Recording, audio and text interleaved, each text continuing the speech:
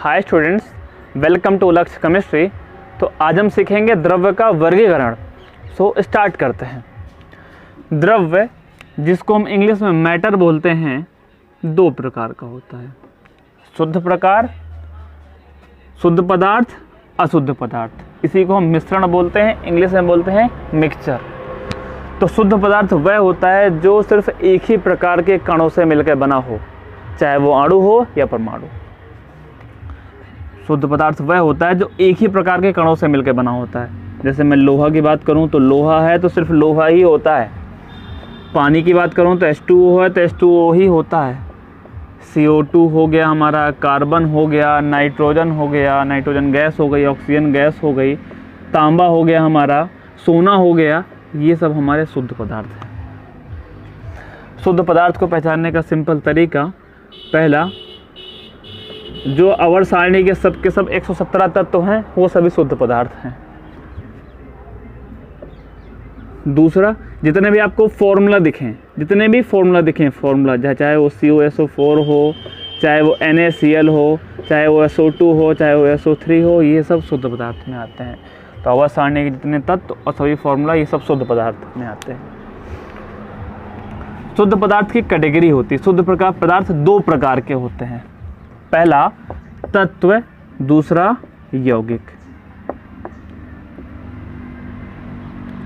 तो यहाँ पे मैंने जो दो चीज़ें बताई, 117 तत्व हैं, ये तत्व में आ जाता है, और जितने भी फॉर्मूला हैं ये सब यौगिक में आ जाते हैं। डेफिनेशन क्या होती है? तत्व वह पदार्थ होता है जिसको किसी भी भौतिक या रासायनिक विधि द्वारा सरल तत्व में नहीं विभाजित किया जा सकता है। जैसे मैं बात करूं, ये हमारा कील है।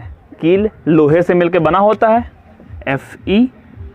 देखिए, मैं इसको काटता जाऊंगा, किसी विधि से हो सकता है। मैं इसको टेम्परेचर बढ़ा के मतलब इसको गलाता जाऊं, या मैं इसको काट दूं किसी भी भौतिक या रासायनिक विधि से। तो काटता जाऊंगा तो लोहे का और छोटा टुकड़ा मिलेगा, और छोटा टुकड़ा मिलेगा, और छोटा टुकड़ा मिलेगा। लास्ट में हमको लोहा ही मिलेगा, कोई दूसरा तत्व नहीं मिलने वाला है। ठीक है, ऐसा नहीं होगा कि यहाँ से ऑक्सीजन निकल आया या यहाँ से नाइट्रोजन निकल आया, ऐसा नहीं हो सकता। तो तत्व वह है जिसको किसी भी वह पदार्थ जिसको किसी भी भौतिक या रासायनिक विधि द्वारा सरल तत्व में नहीं विभाजित किया जा सकता, वह तत्व है। ठीक। यौगिक क्या है? यौगिक तत्वों से मिलकर बने होते हैं। दो या दो से अधिक के तत्व मिलकर यौगिक बनाते हैं।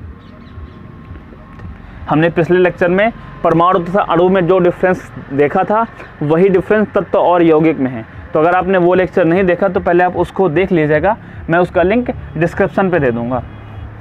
ठीक है, तो यौगिक की बात करें, एग्जांपल CO2 हो गया, CO3 हो गया, SO3 हो गया, NaCl हो गया, ये सब हमारे क्या हैं?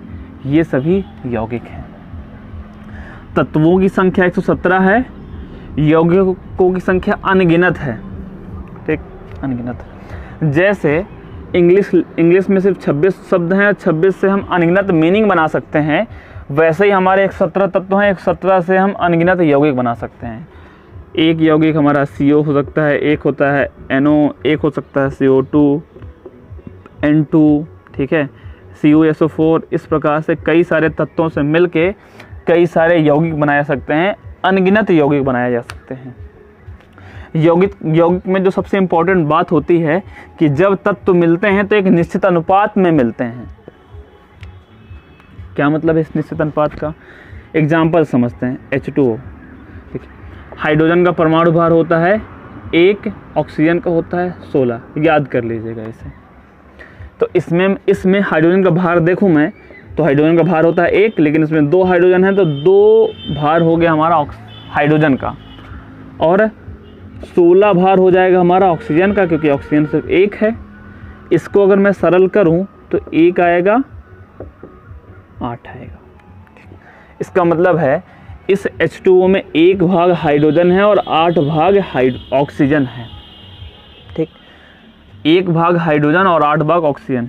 क्या हो अगर मैं 3 भाग हाइड्रोजन ले लूं और 8 भाग या 10 भाग ऑक्सीजन ले लूं, 10 भाग ऑक्सीजन ले लूं, तो क्या होगा इसमें से सिर्फ 8 निकल के आएगा, 8 भाग ऑक्सीजन, इसमें से सिर्फ 1 भाग हाइड्रोजन आएगा। ये दोनों एक दूसरे से मिल जाएंगे और बना लेंगे H2। ऐसा नहीं होगा कि ये 10 होगा, ये 3 होगा, सब मिल गए, ऐसा नहीं होता है। जैसे शरबत बनाते हैं ना, शरबत में हम पानी डालते हैं, 10 ग्राम चीनी भी डाल सकते हैं, 20 ग्राम चीनी भी डाल सकते हैं, कोई लिमिटेशन नहीं होता है, ठीक है। वैसा नहीं होता है यहाँ पे फिक्स रेशियो होता है, ठीक। 1 भाग हाइड्रोजन, 8 भाग ऑक्सीजन होंगे, ज़्यादा होंगे तो बच जाएंगे, ओके। ये हो गया। अशुद्ध पदार्थ क्या होता है, मतलब 2 या 2 से अधिक चीज़ें मिला दीजिए आप बिना किसी रेशियो में। जैसे मैंने अभी शरबत का एग्जाम्पल दिया आपको, शरबत में हम मिला देते हैं, पानी मिला देते हैं, चीनी हम कितना भी मिला सकते हैं बिना किसी अनुपात के, कोई अनुपात फिक्स नहीं होता है। पुदीना भी डाल देते हैं उसमें, रूअफ़ज़ा भी डाल देते हैं, नींबू भी डाल देते हैं, सब कुछ डाल देते हैं। शरबत हो गया। वायु हो गया, इस वायु में देखिए हमारा हाइड्रोजन गैस है तो काफ़ी ऊपर है, ऑक्सीजन है, ऑक्सीजन हो गई, नाइट्रोजन हो गया, हमारी कार्बन डाइऑक्साइड हो गई, अक्रिय गैसें हो गई, ये सब हैं, ये हो गया। और एग्जाम्पल की बात करें, हमारा दूध, आपको पता होगा दूध में काफ़ी सारी चीज़ें पाई जाती हैं। दूध में पानी होता है, मिनरल्स होता है, विटामिन होता है और फैट होता है, ये सारी चीज़ें होती हैं दूध में। दूध हो गया। भेल पूरी जो हम देखते हैं, पानी आ रहा होगा, समझ सकता हूँ मैं, भेल पूरी।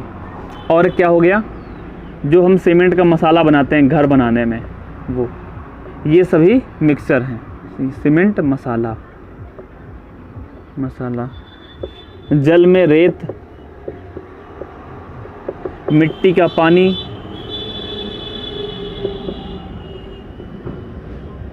ठीक, पानी में आटा डाल दिया हमने, पानी में आटा डाल दिया, तो ये सब हमारे हैं अशुद्ध पदार्थ, और इनमें कोई रेशियो नहीं होता है, कितना भी मिला सकते हैं। अशुद्ध पदार्थ 2 प्रकार के होते हैं। पहला नंबर, अशुद्ध पदार्थ या मिश्रण 2 प्रकार के होते हैं। पहला नंबर समांगी मिश्रण और दूसरा नंबर विषमांगी मिश्रण।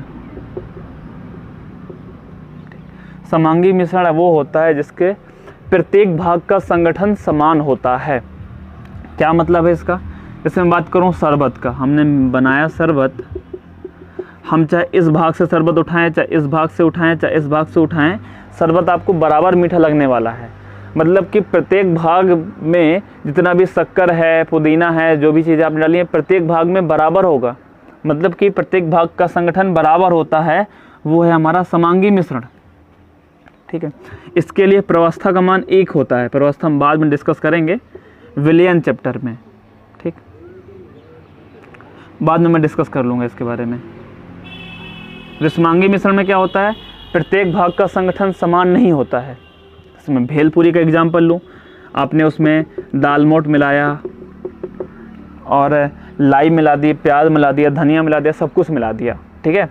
अब देखिए, अब उसको कितना भी मिक्स कर लीजिए, हो सकता है किसी पार्ट में आपका लाई ज़्यादा हो जाए, किसी भाग में आपका दाल मोठ ज़्यादा हो जाए। ऐसे 4-5 लोगों में डिवाइड करेंगे ना, तो हो सकता है किसी को उसमें लाई ज़्यादा हो जाए, किसी को उसमें दाल मोठ ज़्यादा हो जाए, तो ऐसा हो सकता है, ठीक। तो इनमें हम देखते हैं, समझेंगे कि कौन समांगी मिश्रण है, कौन विषमांगी मिश्रण है। देखिए, शरबत हमारा समांगी मिश्रण में आएगा, वायु समांगी मिश्रण में आएगा, ठीक है।